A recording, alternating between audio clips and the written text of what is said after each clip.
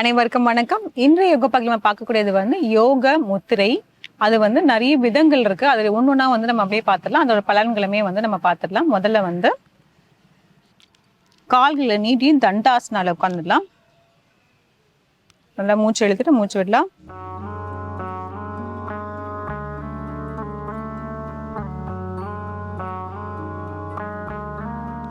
அப்படியே வஜ்ராசனம் போட்டுக்கலாம்.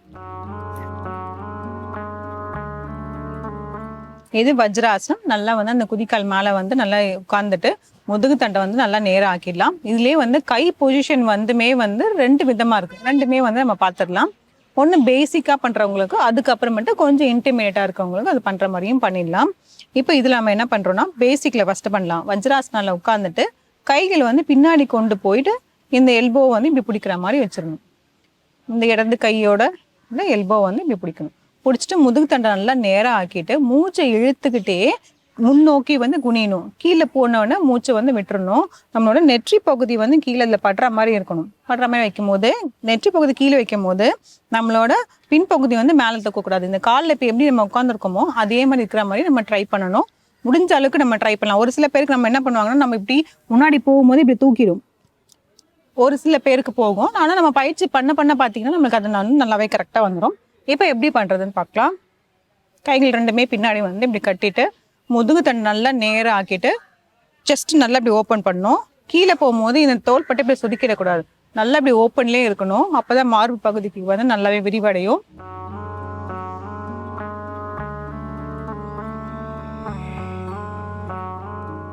இது வைக்கலாம் சில வினாடிகள்.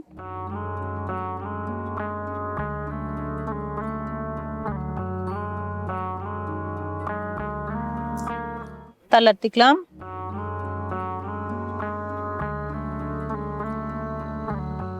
நெற்றி பகுதி கீழே படலனாலுமே பரவாயில்ல. சில பேருக்கு தொந்திலாம் இருந்துச்சுன்னா எந்த அளவுக்கு தான் போகும், பரவாயில்ல.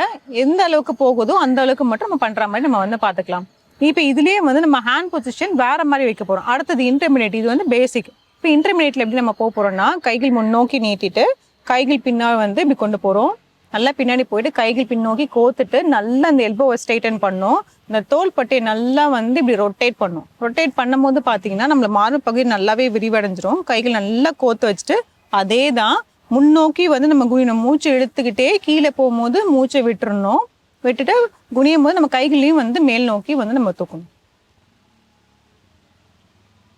முதுகு தண்டை நல்லா நேரம் ஆக்கிக்கலாம். தோல் பட்டை நல்லா அப்படி சுழற்சி பண்ணோம்னா கைகள் நல்லாவே இப்படி கீழே போகும்.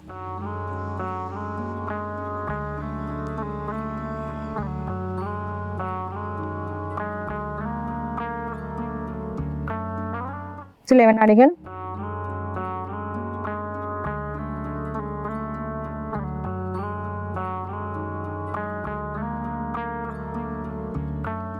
தளர்த்திக்கலாம். நல்லா மூச்சு இழுத்து மூச்சு விடலாம். ஒரு 2 முறை.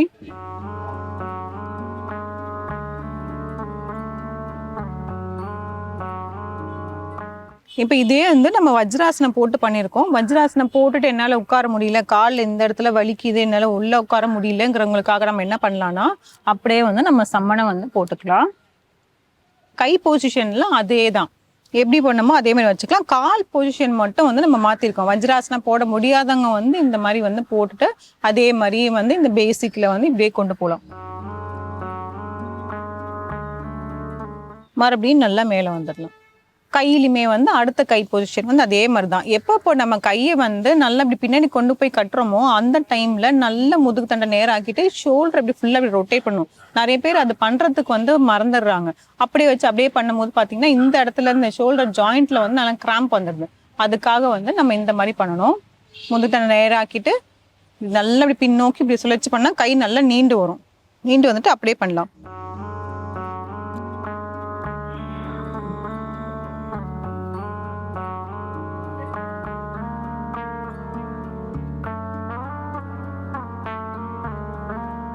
தளர்த்திக்கலாம்.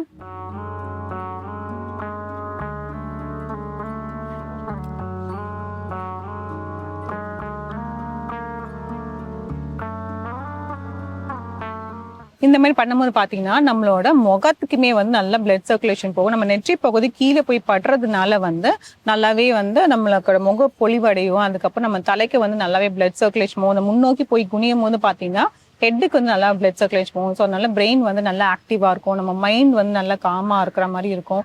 ஸோ இது எல்லாமே வந்து நிறைய வந்து பலன்கள் வந்து ஜாஸ்தியாக இருக்குது. இதே வந்து நம்ம மூச்சு வந்து இழுத்து மூச்சு விடும் போதுமே வந்து ரொம்ப நல்லா நம்ம செஸ்ட் ஓப்பன் பண்ணுறதுனால வந்து மார்பு பகுதிக்குமே வந்து ரொம்ப நல்லா யூஸ்ஃபுல்லாக இருக்கும். ஸோ இந்த சமைச்சு செஞ்சு பாருங்க. மீண்டும் அடுத்த பகுதியில் சந்திக்கலாம்.